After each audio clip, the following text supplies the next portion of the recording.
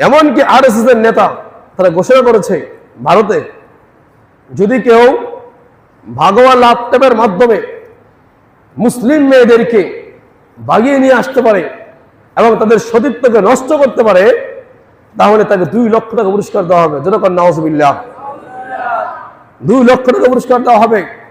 তারা প্রমোট করেছে, হাইলাইট করেছে এবং তাদের হিন্দু যুবকদেরকে, ইসকনের উগ্রবাদী এই সন্ত্রাসীদেরকে এইবার উৎসাহিত করে তারা মাঠে নামিয়ে দিয়েছে। ভারতে এইগুলো ঘটতেছে অহরহ। শুধু কি তাই, বাংলাদেশে এই পর্যন্ত 150 মতো ঘটনা অলরেডি এটা ঘটেছে।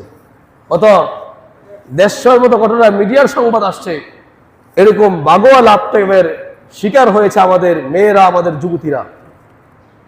কারণ কি, মুসলমানদের মায়েদের পেট হলো পবিত্র, মুসলমানদের মায়েদের সবচেয়ে বড় হাতিয়ার হলো সতীত্ব।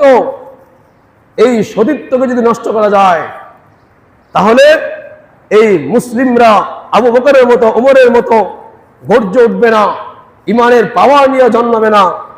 আর যদি মুসলমানদের সতীত্বকে নষ্ট করা যায়, তাদের পেটকে নষ্ট করা যায়, তাহলে তারা নামে মুসলমান থাকলেও কামে কোনো মুসলমান থাকবে না। তাদের মাথার উপর কাঁঠাল ভেঙে খাওয়া যাবে, এদেশে উগ্র হিন্দুত্ববাদ প্রতিষ্ঠা করা যাবে, এই বাংলাদেশটাকে অখণ্ড ভারত বানিয়ে রাম রাজ্য কায়েম করা যাবে।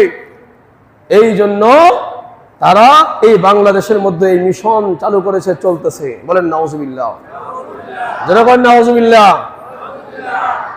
সেই জন্য আমি আমার মা বোনদেরকে, যুবতী বোনদেরকে, যুবক ভাইদেরকে সতর্ক করছি, এই ফিতনা সম্পর্কে সচেতন হন, জানুন, লেখাপড়া করুন, গবেষণা করুন।